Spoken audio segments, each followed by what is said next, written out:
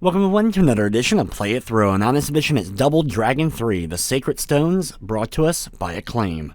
The third Double Dragon game, this time around, instead of being based directly off of an arcade version, instead was actually made alongside the arcade version of the game, Double Dragon 3, The Rosetta Stones. That may be why this version is so drastically different in a lot of ways and why it ended up not being so well received, and Acclaim ended up losing a bunch of money as a ton of copies of Double Dragon 3 went unsold. So here we go with Double Dragon 3, The Sacred Stones for the NES. Just like Double Dragon 2, you can play the game 1 or 2 players with an A and B modes, with B mode allowing you to hurt one another. Instead of having a life system, this time around they've replaced it with just a single health bar. And when that health bar runs out, it's game over. Double Dragon 3 is infamously difficult, and a lot of the reasons why is enemies have a pretty good amount of health. Pulling off combos isn't quite as effective as previous titles, and some special moves that you had in the previous game are not included as well, like the flying knee smash or uppercut, which would have greatly helped your overall attacking in this title.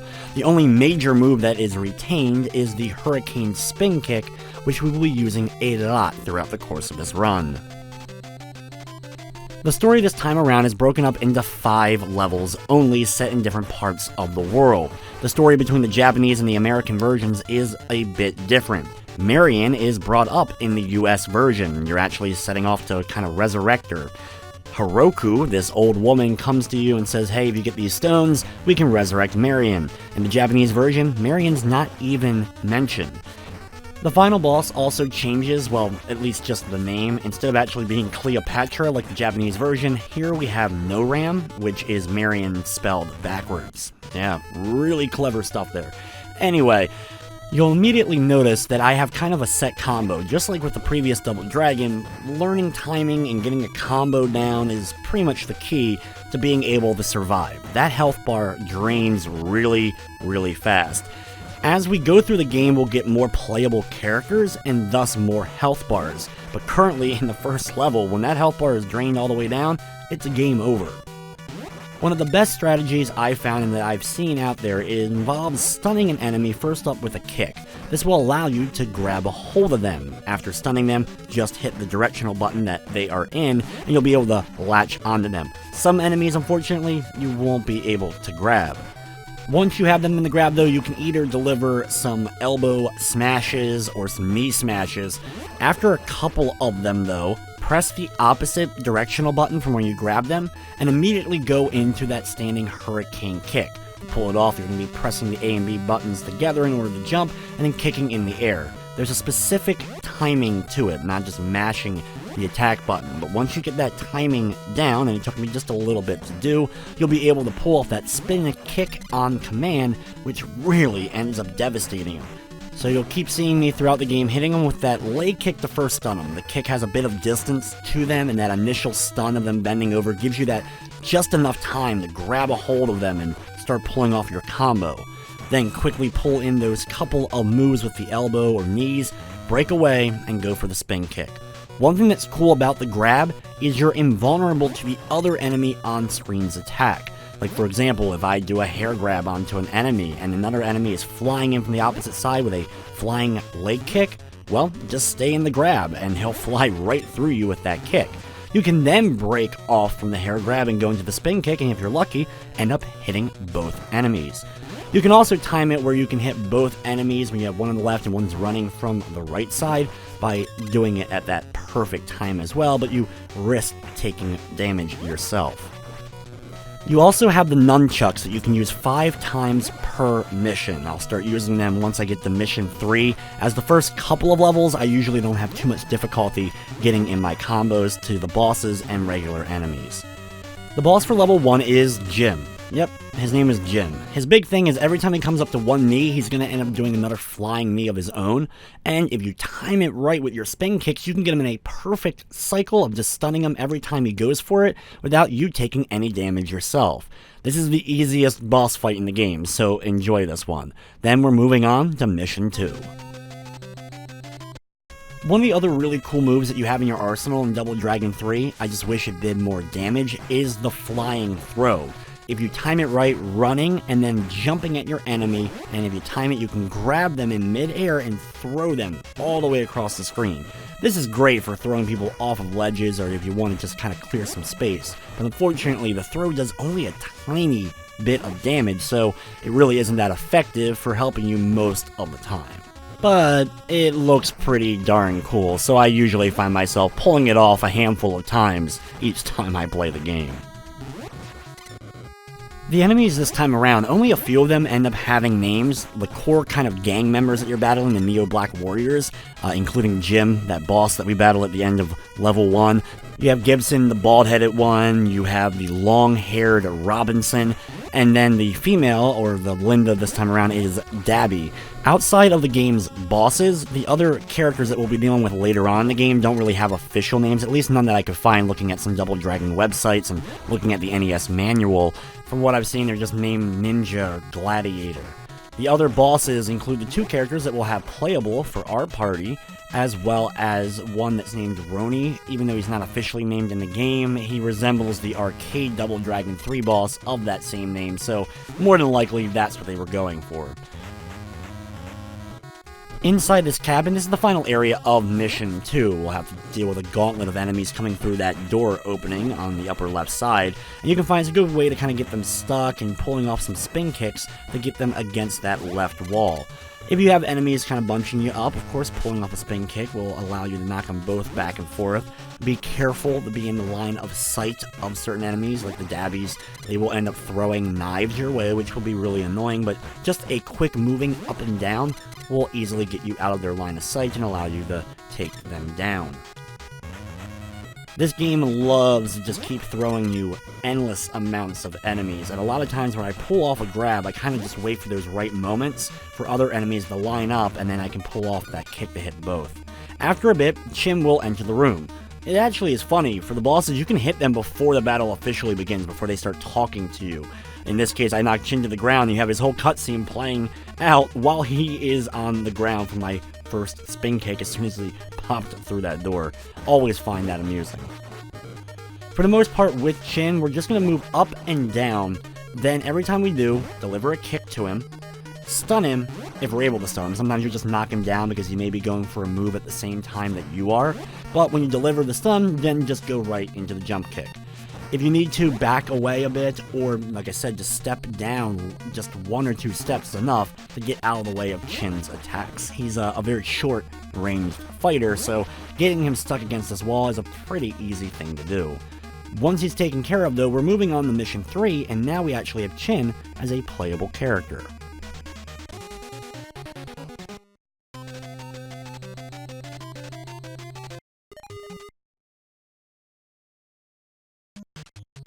Level number 3 is China. We're going to switch off Chin right away by going into the character select screen and selecting Chin. From there also you can select which of the weapons they want to use, whether you want to use his iron claws. Just like with the Nunchucks, you only get 5 of them per level, and the iron claw really doesn't seem to be that effective with a pretty short range. I'll be using it though a little bit later on in the title. This level introduces us to the ninja enemies. They're not too much different from the other ones, with the only exception being we can't grab them. So our strategy does change up a bit. Instead of latching on them and being able to pull off that combo, we're going to instead, with Chin here, use that stun and then do the jump kick with him. For this video, I want to, of course, show Chin off, and I'm also going to be showing Renzo off once we unlock him at the end of this level. But Chin is not my preferred character. I prefer playing as Billy or Jimmy. He has more powerful attacks. His standard punch combo actually is pretty devastating, and a lot of the enemies can even be taken out just with a couple of punches.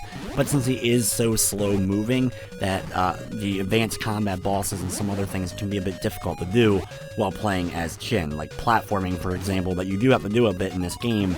Not the best character to decide to do that with.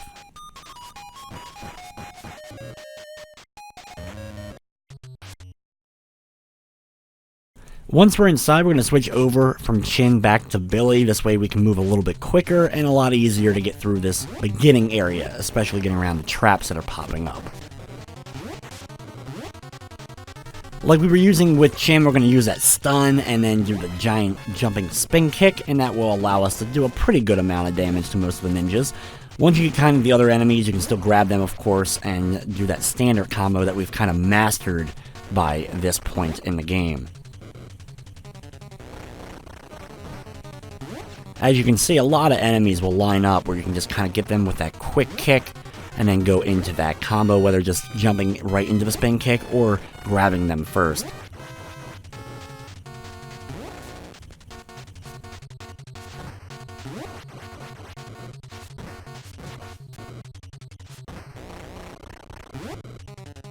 Along with the differences I've already mentioned, there are actually more differences between the North American and Japanese versions of Double Dragon 3. In the Japanese version, it's actually a bit easier. You have more health, there's less enemies to deal with, but the game penalizes you if you lose any of your compatriots. For example, if you make it to the end of the game with one of your characters taken out, Chin or Renzo, you end up getting a worse ending. However, in the North American version, you get the best ending no matter what.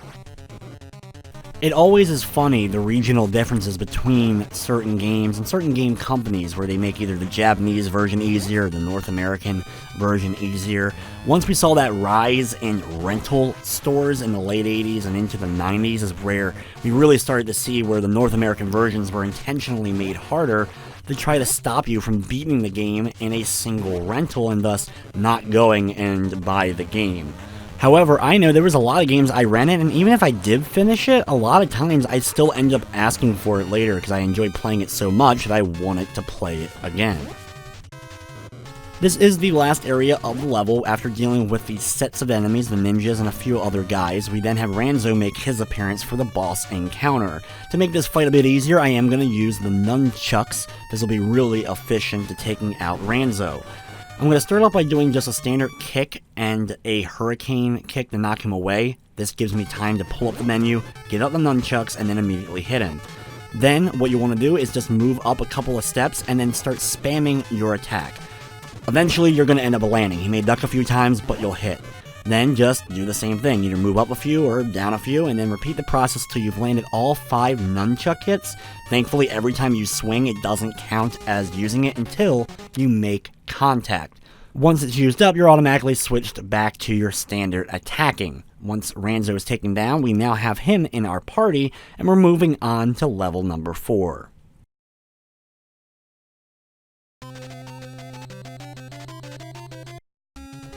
Level number 4 is Rome. As you can see, you have a giant coliseum even in the background of the area. New enemy introduced here, the gladiator guys. They're pretty much what we've been dealing with as far as enemy types throughout the game. You can grab them, be able to pull off easily that special kick combo that we've come to know and love at this point. Slowly make your way over to that right side, dealing with each set of enemies. Each time you take out one, another one's going to pop on. Thankfully, only 2 enemies can be on screen at a time, so you're not going to be overwhelmed by more than 2. So it's pretty easy always to kind of get them either on the left or right side to set up for that spin kick. It can be difficult at times if you're just going in there and trying to pull off quick punch kick combos. They're going to end up hitting you 9 times out of 10 instead of you being able to deliver stuff to them. So kind of mastering how to keep enemies a little bit away from you in this game is the key to survival.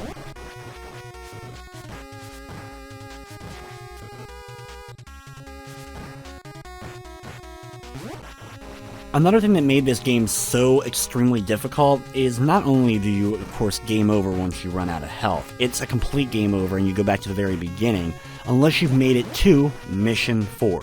If you've at least made it this far, you can continue one time in Mission 4 or 5, but that's it. And if you end up dying a second time, you're starting back from the beginning. Thankfully, Double Dragon 3, as you've seen, is not an exceptionally long game. We only have one more stage after this before we end up calling it a day. However, because it's so easy to get your health drained, it took me a long time to finally beat it. Many years after I originally ended up playing it on my NES. Though it's one of those games I remember playing a few times at friends' or cousins' houses, but never actually owning myself until I ended up picking it up when I started retro game collecting. I do, however, have fond memories of Super Double Dragon, and even have a few memories of Double Dragon 5. the fighter based off the cartoon series for those that remember it.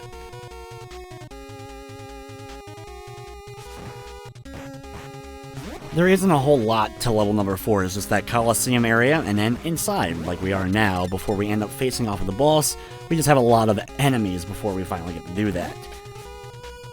One cool thing is enemies can grab one another and throw them at you for a flying kick. Very easy to actually dodge, just move a single step up or down in order to do so, but it's still kind of cool that they're able to kind of interact with one another a bit.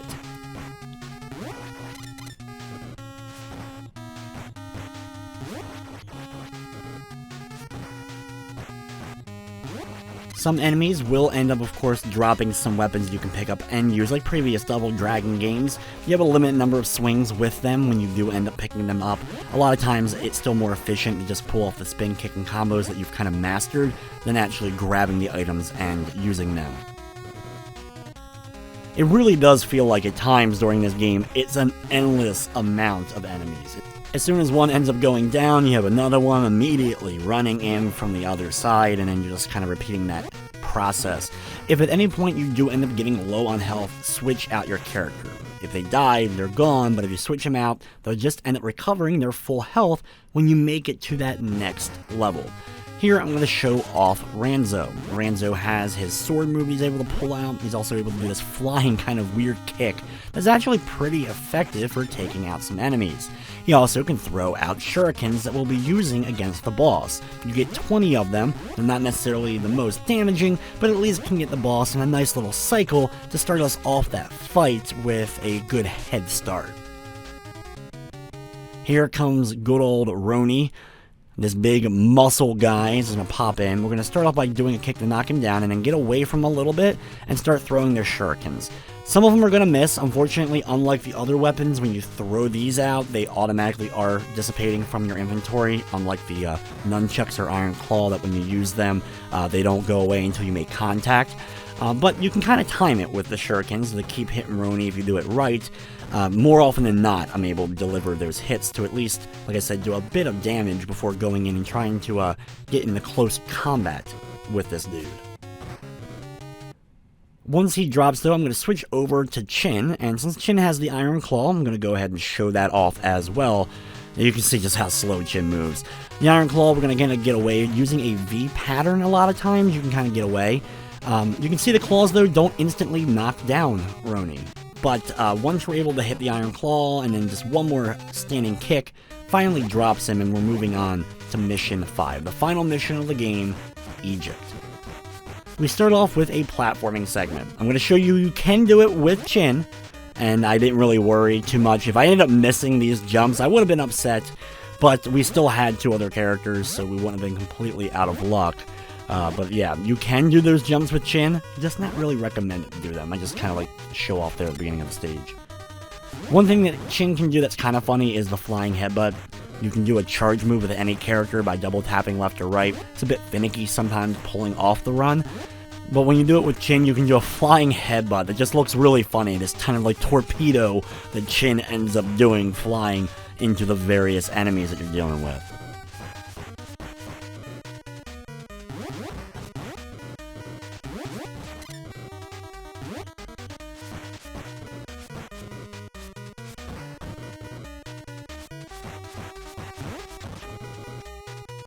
Since this level actually is a pretty lengthy one compared to some of the other levels, you have more areas and tougher battles. Before you face off with the final boss, you have 3 kind of like sub-boss enemies that can do a lot of damage to you if you're not careful.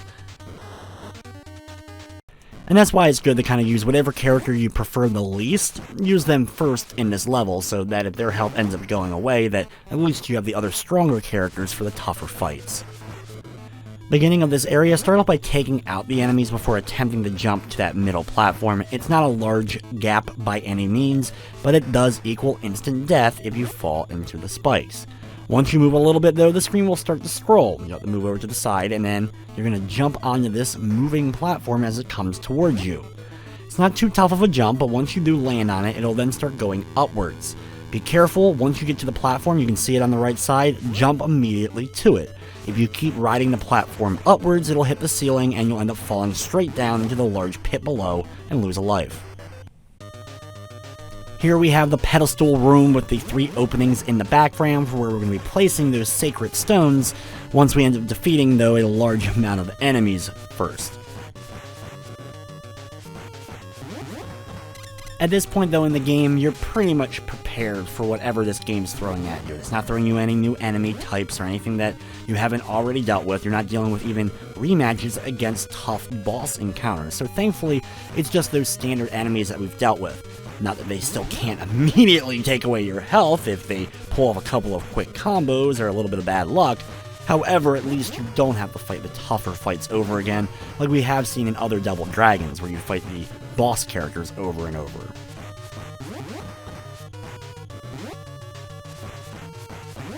This is, of course, another lengthy fight inside of this chamber. A lot of the gladiator enemies that just a couple of punches do a pretty good amount of damage.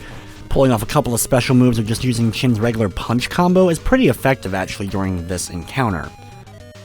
After you defeat all the enemies, though, Heroku will show up and end up putting the stones in the spots, opening up the door, and then we continue to the next area of the level. We have another room before we end up making it to that final chamber where the boss ends up lying.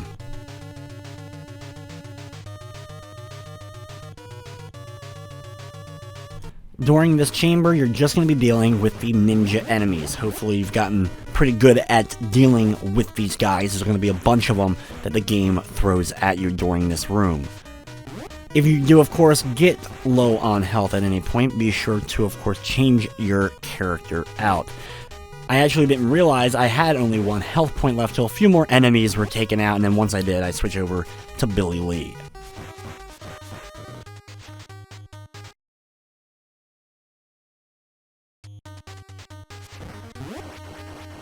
Thankfully, we don't have too many more ninja enemies to take out.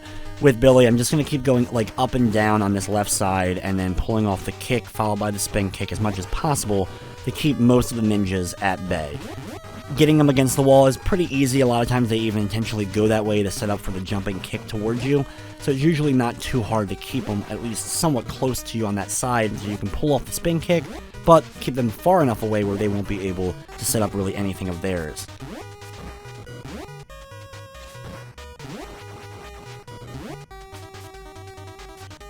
Once we finally take out that last ninja, though, we end up having another scene with Heroku before the final boss chamber.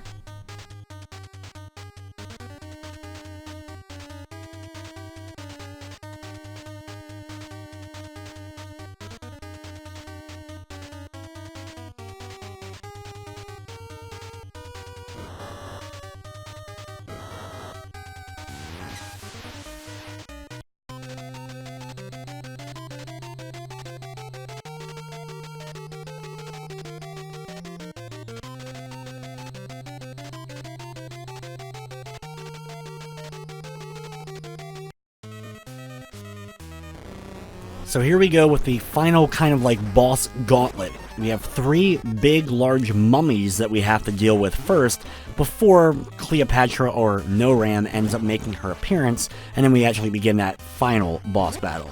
For the mummies, though, the best strategy I found, since they're pretty similar to ninjas, we can't grab them, we're not going to be able to pull off the full combo, so just hitting them with the kick and then doing the spin kick is the best way I found pretty much to deal with them, at least for the most part. You could switch over to Renzo and use his shurikens if you want to. That can be pretty effective, at least for the first few of the mummies. But thankfully, the kick has at least a little bit of a distance where you can end up hitting him and he'll miss some of his attacks. If you end up getting clobbered by him, you can take a lot of damage fast from those like overarm punches that he does. But when he's doing them, try to mash the kick button on your own. This way, you'll end up eventually throwing a kick. Even if he hits you once, maybe twice, you'll then be able to stun him and get him into the combo.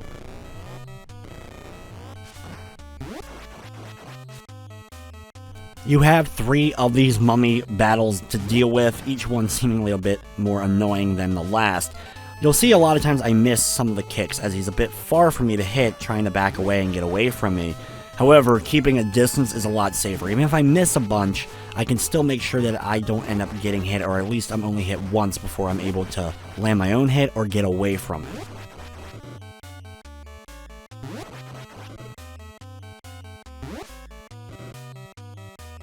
After a lengthy fight with all the mummies, the third mummy reveals itself to be the true final boss of the game. Noram will fly around the room. That can be a bit annoying. We'll switch over immediately to the Nunchucks and use these to try to help me out. When she disappears and goes into the snake-like fire, using a V-like pattern around the room I found is the best way to avoid those fire towers. They can be very devastating and annoying to avoid. If you just straight move left or right to try to avoid the fire, it will hit you every single time, or at least seemingly every single time. So you want to use those V-like motions that go around the room to avoid them. Once you have run out of the Nunchucks, I usually just prefer to start going into the same kick kind of combination that we've been doing through the other mummy battles. When she flies up into the air, just stay away from her to avoid that fireball. She'll go down to the ground using that kind of tornado snake move, and then just repeat that process. Keep going in that V motion. Try not to stop for anything. If you come to a stop doing the V, she can end up making that contact with you, so just kind of do a nice smooth motion going in the V shape to avoid the towers as best as you can. She does have a decent amount of health, just like every one of the other boss encounters that we've dealt with throughout the game.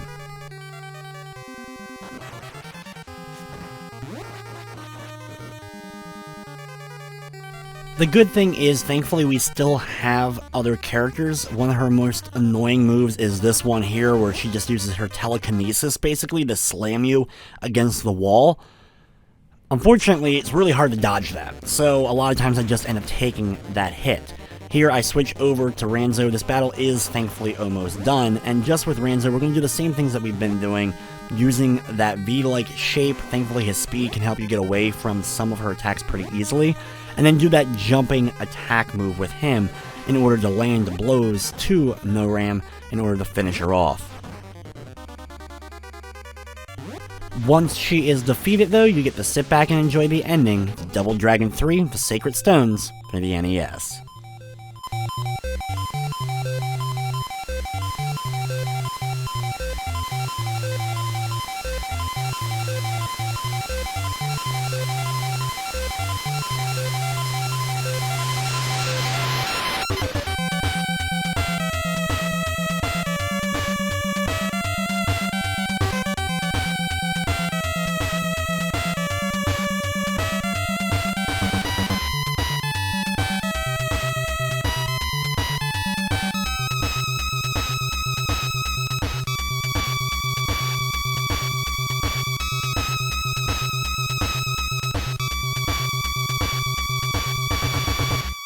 So there you have the ending to Double Dragon 3, The Sacred Stones for the NES.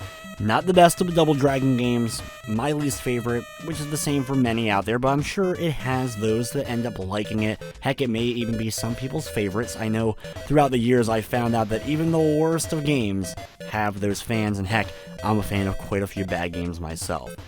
With all that said, though, we get the 3 Sacred Stones and the end, and that's going to wrap up this episode of Play It Through. I'd like to thank you for watching, and of course, I hope you enjoyed.